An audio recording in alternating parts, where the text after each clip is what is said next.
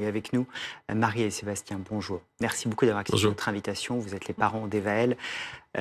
J'imagine ô combien c'est dur de revoir tout ça. Et il y a cette information sur cette enseignante qui va donc être renvoyée en correctionnel.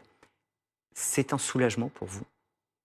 Oui, hein. Oui, oui. Déjà, avant tout, un soulagement, parce que sans cette décision, il n'y a pas de procès. Donc là, on se sent vraiment entendu, reconnu, hein, déjà dans cette étape-là. Et puis, une satisfaction, hein. Quand même, on n'a pas fait tout ça pour rien. On tient bon, ça fait quand même 5 ans. Et il reste encore un certain Bon. temps avant d'avoir un procès. Donc oui, un soulagement, un premier soulagement. Pas un soulagement total, mais oui. Que reprochez-vous à cette enseignante? Qu'est-ce qu'elle a fait vivre à Evaël? Elle lui a fait vivre un calvaire. Et bien qu'on ait alerté l'enseignante, qu'on ait du mal-être d'Evaël, disons qu'avant de parler d'harcèlement et tout, nous, on est venu en disant, voilà, Evaël a un mal-être. En fait, on n'a pas été entendu. Tout de suite, ça a été, faites attention à ce que vous dites, je peux vous attaquer pour diffamation. Enfin, voilà, ça a été ça. Et puis après, ce qu'on lui reproche, c'est que de par son statut de professeur, de référent auprès des élèves, elle a quelque part légitimé un harcèlement. Elle a vraiment montré que Evaël, on pouvait la considérer comme faible. Et ça a été après repris par les élèves. Ce que je vais vous dire, elle a, selon vous, ouvert la porte à un harcèlement plus général, parce qu'il y a elle, puis il y a tous les camarades qui ont harcelé Evaël. Oui, oui, c'est ça. En fait, bon, elle a vraiment initié ce harcèlement, hein. Quand on l'a rencontrée une première fois, alors oui, ça s'est calmé avec elle, hein. Avec Evaël, ça se passait mieux. Mais les élèves ont repris le flambeau, si je puis dire. Et donc, ça a été en fait non-stop pour Evaël. La professeure, ensuite la professeure qui arrête, mais les élèves reprennent. Donc en fait, ça a été un aller-retour comme ça entre c'est la prof, ensuite ce sont les élèves, ensuite la prof est revenue et a mis un point final à tout ça avec des heures de vie de classe où Evaël devait s'exprimer devant tout le monde et en expliquant pourquoi Evaël te sens-tu harcelé. Donc là, ça a été vraiment la goutte d'eau qui a fait déborder le vase. On a dit stop, on arrête maintenant. Tu ne vas plus au collège et on va tout faire pour te changer de collège et faire avancer les choses. Qu'est-ce qu'elle vous disait, Evaël, quand elle rentrait de l'école? Eh bien, j'ai envie de dire, pas grand-chose. C'était à nous d'aller à la pêche aux informations, d'essayer. C'est-à-dire que la première fois, quand effectivement on nous a alerté qu'il y avait un problème de comportement de la professeure vis-à-vis de notre fille, c'était une autre parent d'élève qui nous a alertés. Nous, quand on est rentré, qu'on a voulu parler avec elle, parce qu'elle nous avait pas dit à ce point-là, sa première réaction, ça va être « Ah maintenant que vous êtes au courant, ma vie va être un enfer. Parce que vous allez en parler à la professeure et elle va se venger encore plus sur moi. » Alors qu'on lui a dit « Mais non, on va être là pour t'aider. » C'est la mécanique infernale de la personne harcelée qui a peur que ce soit pire quand elle parle. Exactement, Oui. exactement. Elle était dans cette spirale déjà au bout de 2 mois d'école. Enfin, de 2 mois de 6e.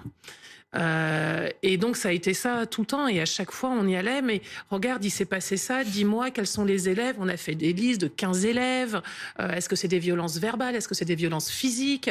Enfin, on a donné tout ce qu'on pouvait de témoignages d'Evaël à l'administration du collège pour essayer de nous aider et qu'on travaille ensemble pour lui sortir la tête de l'eau.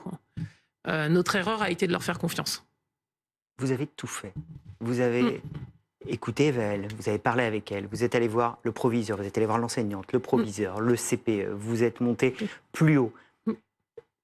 C'était quoi, un mur? On ne voulait pas vous entendre? C'est comme ça que vous l'avez senti, ou on vous entendait mais on n'agissait pas? Ouais, c'était plutôt ça. On nous entendait, mais il n'y avait pas. En fait, on ne savait pas ce qui se passait. Le principal, à l'époque, quand on lui a remonté le harcèlement que Evaël subissait des élèves, il nous a dit ok, très bien, on a la méthode Picasse qui fonctionne très très bien, on a de très bons résultats, laissez-nous 6 semaines pour travailler là-dessus. Au bout des 6 semaines, en fait, on n'a jamais eu de retour, on n'a jamais rien eu. Donc là, oui, alors, ils nous ont entendus, mais rien ne s'est passé. Rien ne s'est passé, ça a empiré. On est passé de brimade verbale à de la violence physique. Donc, à un moment donné, nous, il faut qu'on protège notre fille. Donc, c'est pour ça qu'on a décidé de la changer de collège. On a le sentiment que les langues se délient aussi, qu'il y a plus en plus de parents disent ce qui s'est passé avec cette enseignante. Est-ce que vous avez eu beaucoup de retours, beaucoup d'échos? Dans l'enquête, c'est exactement ce qui s'est passé. C'est que quasiment en 2 mois, la plus grosse partie de l'enquête était faite. Les élèves ont parlé et ils ont été écoutés et entendus. Les parents ont aussi témoigné, d'autres professeurs ont témoigné, un principal aussi a témoigné, enfin l'ancien principal de l'ancien collège qui dit qu'à cette phrase malheureuse, on le savait et c'était de pire en pire d'année en année. Quand un principal du collège d'avant dit ça de cette professeure, moi je trouve ça dramatique d'attendre qu'il y ait un suicide pour qu'on l'arrête. La CPE de l'ancien collège le dit dans son témoignage, les élèves sortaient de son cours et arrivaient dans mon bureau en pleurant. Et cette enseignante était pourtant bien notée, elle dément les faits, et le procès permettra justement de savoir. Vous avez senti monter chez Eva L ce malaise, vous avez agi, vous l'avez changé d'établissement, mais en fait ça n'a pas suffi. Vous avez senti que quelque chose avait été brisé au sein d'elle? C'est difficile à dire. Je pense qu'en fait, il faut voir ça, le mal-être d'une personne, bon, je ne suis pas psychologue, mais c'est un peu comme un iceberg. Ce qu'on voit, ce qu'on arrive à voir, ne représente absolument pas tout ce qu'il y a de caché en dessous. Et même si nous, on a essayé de parler, qu'on l'a emmené voir un psychologue, qu'on lui a montré qu'on était là, qu'on faisait les démarches, qu'on la soutenait, on n'est pas à l'intérieur d'elle. Et effectivement, comme a dit tout à l'heure, comme ça a été dit, dans le nouveau collège, voilà, la rumeur est arrivée, ils sont à 500 mètres d'écart. La rumeur est arrivée, Eva est une menteuse, elle a accusé d'autres élèves de l'avoir tapée, enfin de l'avoir harcelée. Donc ils ont commencé à la chercher. Je ne sais pas si on peut déjà parler d'un harcèlement naissant dans le second collège, mais en tout cas, oui, elle était chahutée pour ces faits-là. Et du reste, le jour J, où elle a décidé de mettre fin à ses jours, ça a été ça. Il y a eu une altercation. Il y a un jeune qui a pris ses affaires, qui lui a vidé son sac par terre et qui lui a dit « dégage ». Et là, elle vous a rien dit? Non, elle n'a rien dit. C'était trop? Faut croire.